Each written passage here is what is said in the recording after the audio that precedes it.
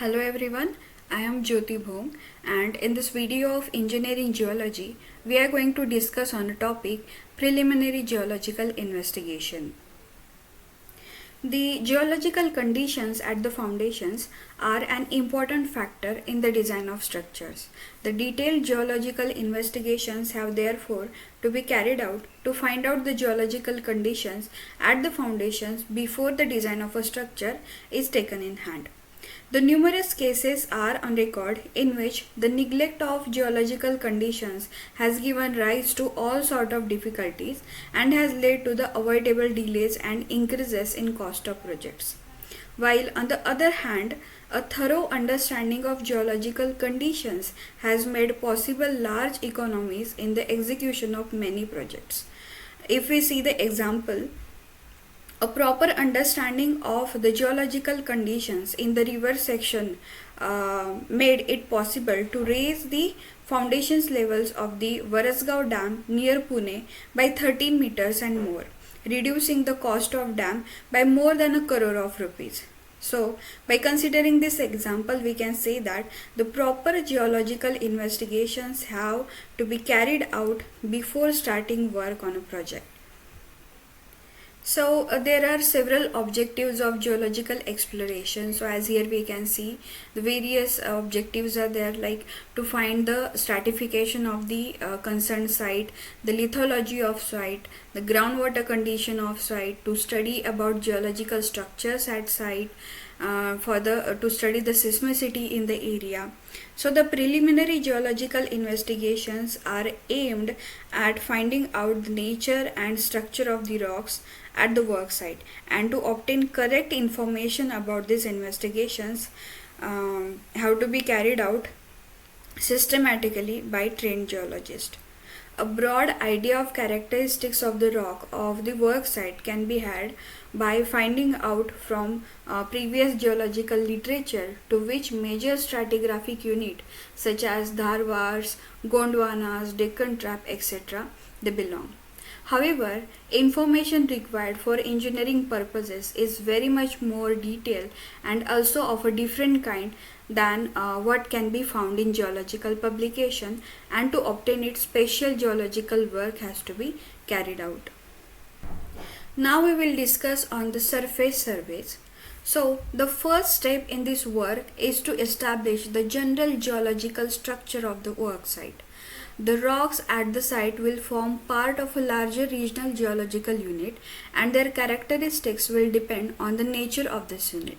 So to establish the regional geological structure and to fit the rocks of the work site in it, a geological reconnaissance of the work site and surrounding area has to be carried out. After establishing the general geological structure, a detailed survey of all geological features exposed at the surface has to be carried out at the work site and in as much of the surrounding area as necessary according to local geological conditions. This survey consists of mapping and examination of the rocks, noting their structural features and determination of physical properties of representative rock specimens. On the basis of this work, a geological report is prepared describing the distribution, the nature and the structure of all rocks in the area and discussing their engineering behavior. The results of the surface survey are also depicted on a large scale geological map of the area, the scale being at least 1 centimeter to 100 meters or even more depending on the detail required to be shown. In addition to the distribution of various rock types and dikes if present, the map shows in detail the disposition and nature of the natural divisional planes in the rocks such as joints, fractures, faults, bedding planes, etc., and the broad structural features such as folds, deeps, etc. The geological sections constructed from these maps provide a clear picture of the underground structure, and the program of subsurface exploration by excavation and drilling is prepared on the basis of these sections. Sometimes the importance of this surface work is not realized, and there is a tendency to neglect it and to rely on subsurface work alone. However, surface work and subsurface exploration are complementary to each other, and neither alone can give all the information with the necessary accuracy. Particularly, drilling alone cannot give reliable information, as drilling data cannot be accurately interpreted without reference to local geology, and there are numerous cases on record where drilling data were wrongly interpreted as they were not correlated with local geology.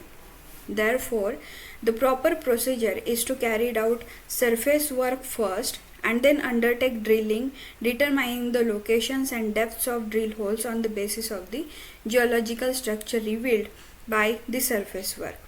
Care must also be taken to interpret drilling data in relation to local geology. So, after the surface survey, we go for the subsurface exploration. So, two methods are available for subsurface exploration: the excavation and core drilling. Both have their advantages and limitations, and a judicious use of both must be made. The excavations provide more reliable data than drilling, but there are practical and economic limitations to the depths to which excavations can extend, and information from deeper level is obtained more conveniently by drilling. The drilling data can, however, be misinterpreted, particularly if proper surface work has not been carried out, and extreme caution is required in using the method. So now we will discuss about these exploratory excavations. So excavation will usually be found to be economical up to the depth of about 10 meters, and maximum possible use should be made of excavations up to this depth. The test pits, trenches, adits, drifts, exploratory tunnels, pilot cuts, shafts, etc. are dug, and they provide very accurate information as rocks and their structures, exactly as they occur in nature, can be directly observed in the excavation. The use of drilling for obtaining information that can be obtained by digging should be avoided. The next method of subsurface exploration is core drilling.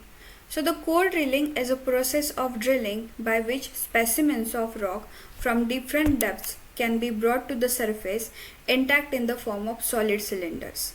The hole is drilled in such a way that the inside portion or the core of the hole which is removed is not destroyed by pulverizing but remains intact. The core drilling is done by two methods: the diamond drilling and the calyx or shot drilling. Of these, diamond drilling is the more efficient process and gives much more core than shot drilling, which gives a broken core with a rough surface. It is therefore advisable to use diamond drilling in preference to shot drilling. Though diamond drilling cannot be used for holes larger than 100 mm in diameter, and for all larger holes shot drilling has to be used. Most exploratory holes are less than 100 mm in diameter, and for these shot drilling must not be used, and only diamond drillings must be used. Similarly, for lifting the core, single tube, double tube and triple tube core barrels are available. Of these, single tube core barrels must not be used at all, and only double tube and in soft rocks triple tube core barrels must be used. The bit, that is the cutting tool used for diamond drilling, is a hollow cylinder of some hard metal alloy such as beryllium copper studded with diamonds inside and outside and at the bottom.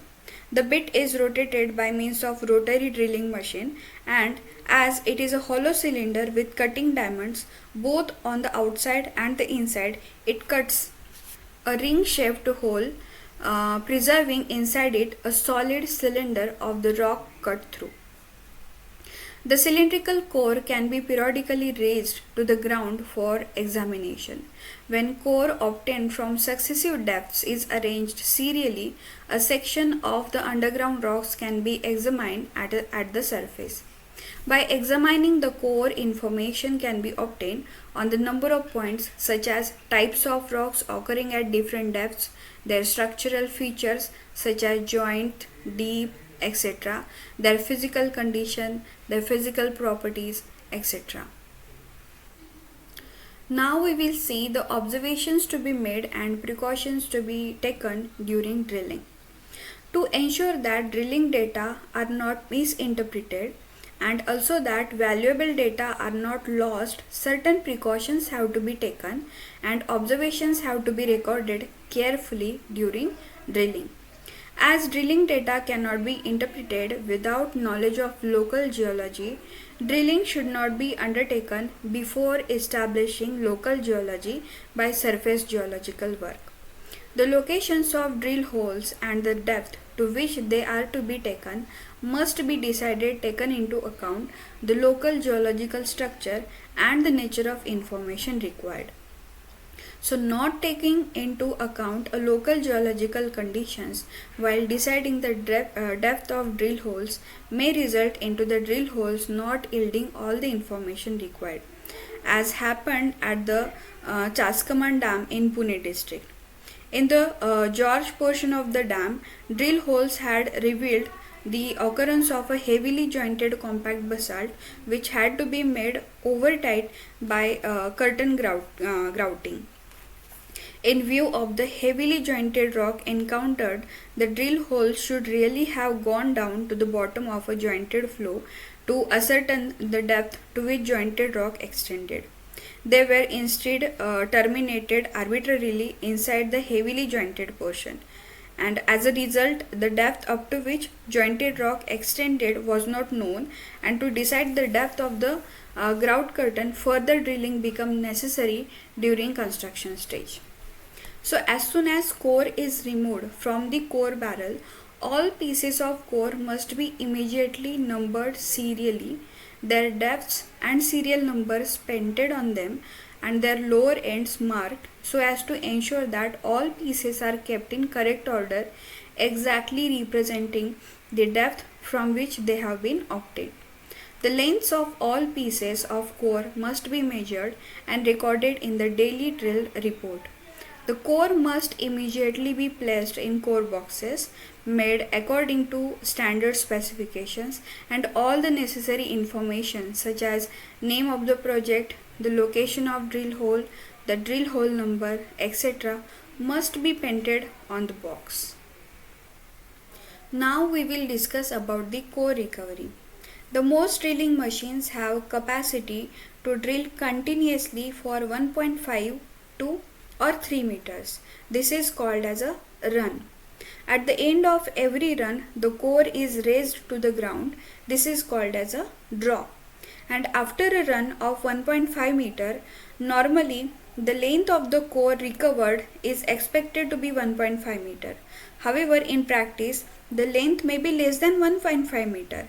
This deficiency is called as core loss, and the length of the core obtained is called as core recovery, which is expressed as percentage. For example, if 1.3 meter core is recovered after drilling through 1.5 meter, the core loss is 0.15 meter and recovery is 90%. Any soft material encountered by the drill is pulverized and removed by drill water in suspension. Soft material therefore does not give a core, and core loss therefore denotes soft material. And obviously therefore core recovery will be good in hard sound rock and poor in soft material. The core recovery will therefore indicate the condition of the rock drilled through. However, drawing conclusions about the soundness of a rock on the basis of core recovery alone is likely to lead to wrong conclusions, and along with core recovery, the condition in which the core has been obtained must also be taken into account. The length and number of pieces of core. As during drilling, core breaks along natural divisional planes pre-existing in rocks such as joints, bedding planes, fractures, etc. Core will break where these exist, and breaking of core therefore provides useful data about the distribution of divisional planes, which are important from the engineering point of view. If the rock drilled through is sound, hard, and massive, that is without any divisional planes, the core will be obtained as a cylindrical as long as distance drilled through.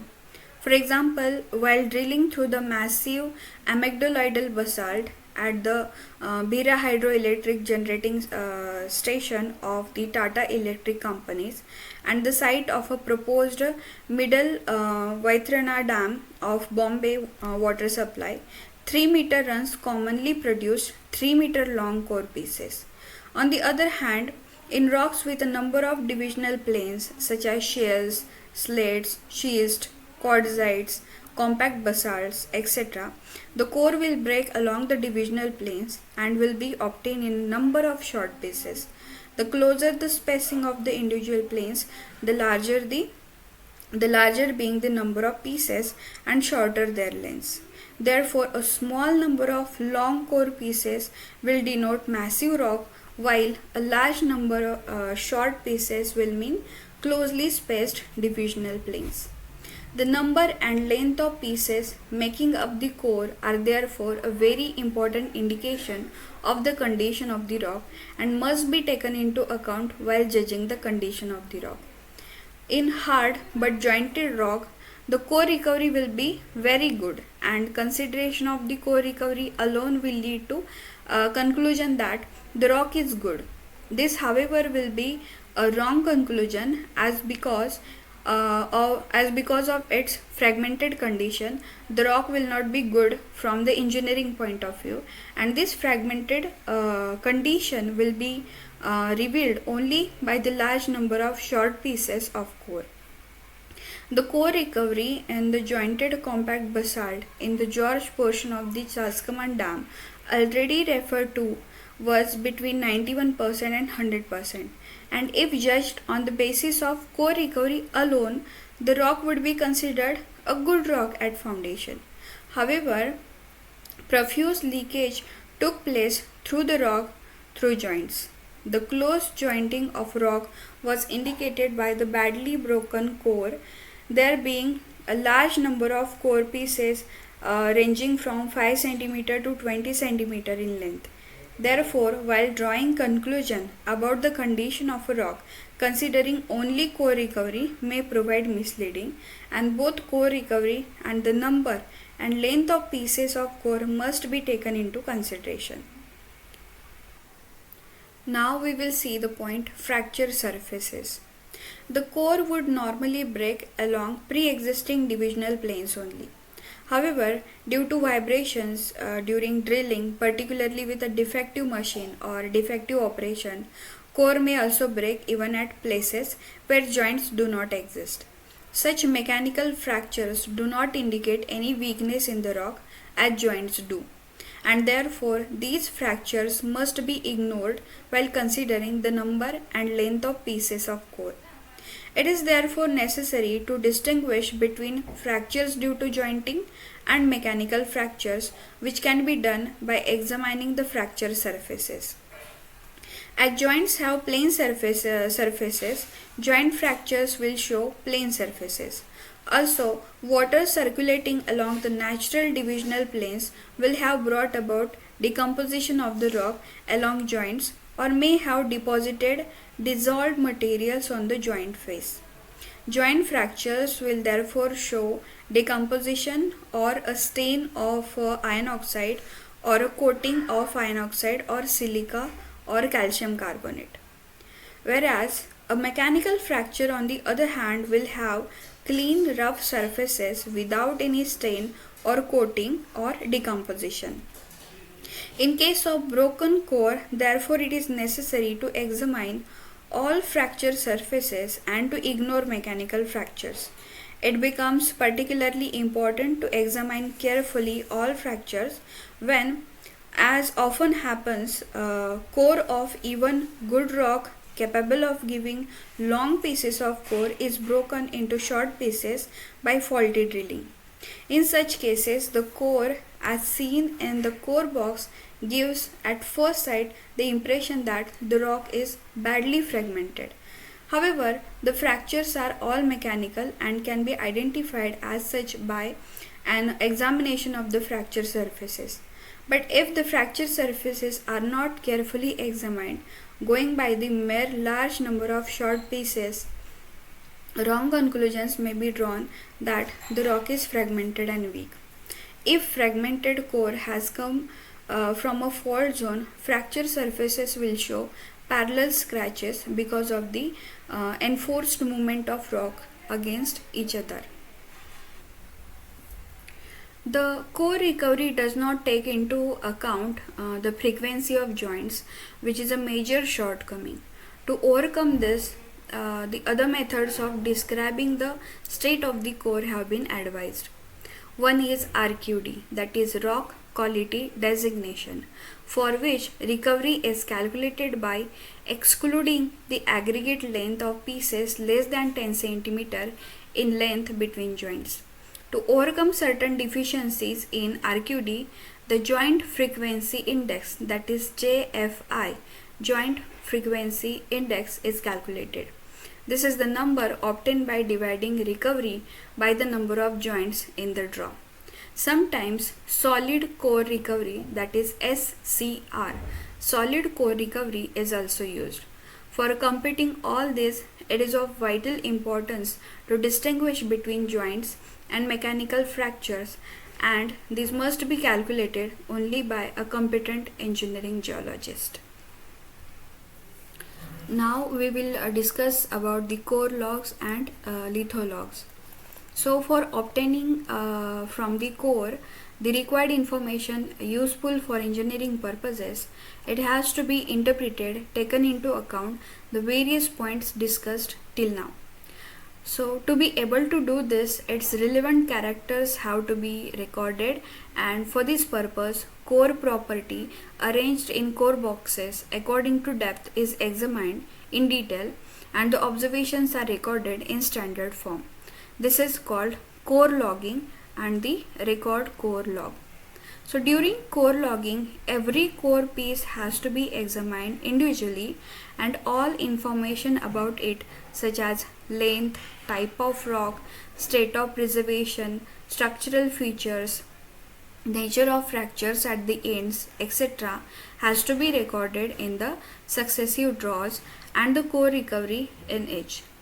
In addition, it records the observations carried out during drilling, such as color or turbidity of drill water, loss of drill water, etc., and results of percolation test.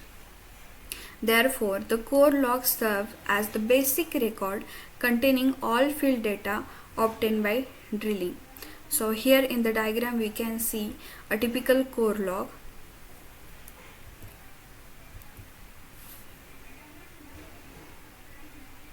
This is the another example. So to present in a radially intelligible form the information contained in the core log, a litholog is prepared from the core log. The litholog is interpreting the information of the core log, depicts meter by meter the geological condition at the location of a drill hole. As can be seen from the litholog here,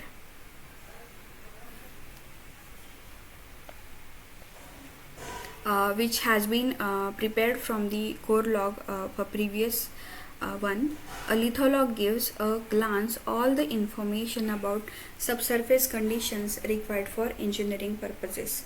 For certain purposes, such as for example working out the geological structure of an entire work site, the graphic logs of individual drill holes like shown on the here constructed from core logs are useful.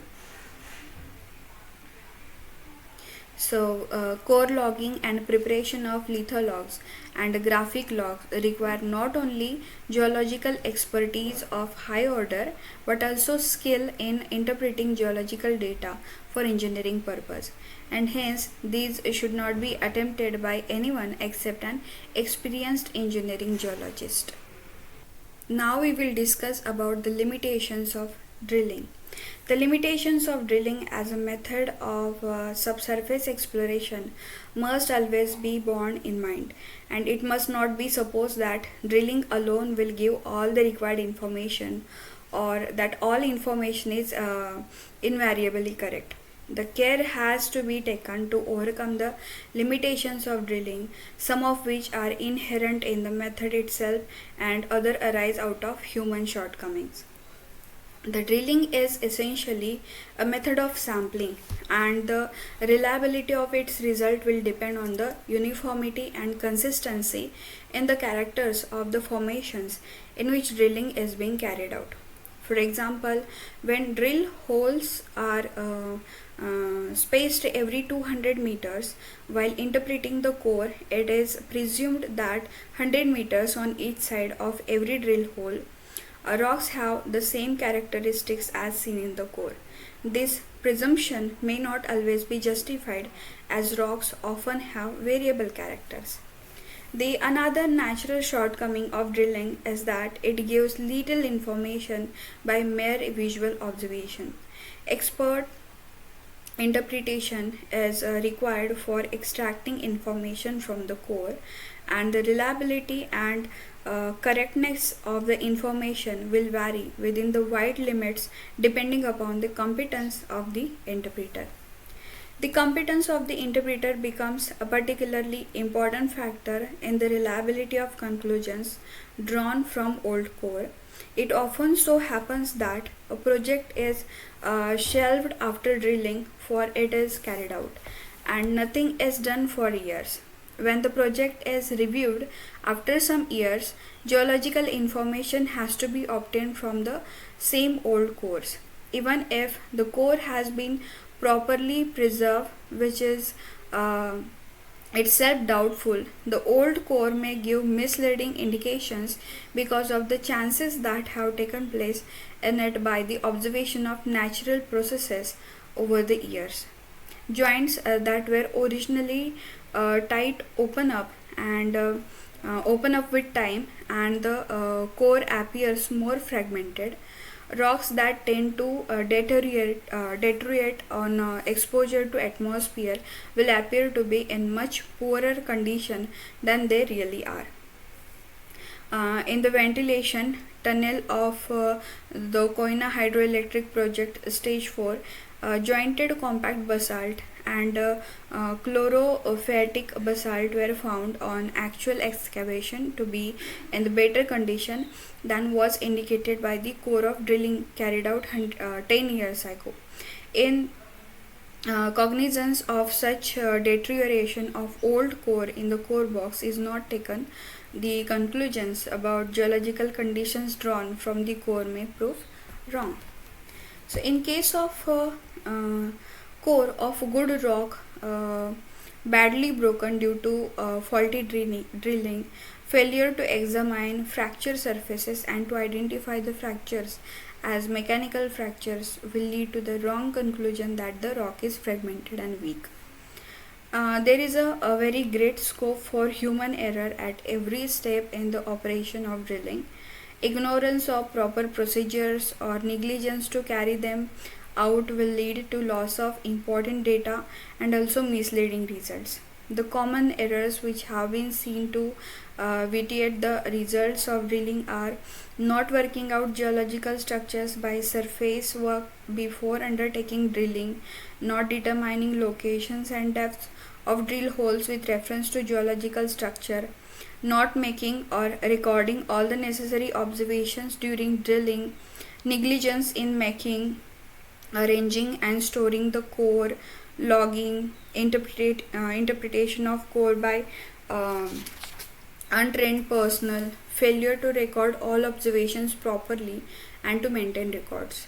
So, under certain circumstances, important features will be missed unless special procedures such as drilling angle holes, pinpointing level of core loss, etc. are followed, either through ignorance or through negligence. Such special procedures are often not carried out, therefore reducing the reliability of drilling data. So to avoid the human errors, drilling must be carried out by trained personnel under the supervision of a trained geologist uh, with local geology. So in this video we have discussed about the preliminary geological explorations. Thank you.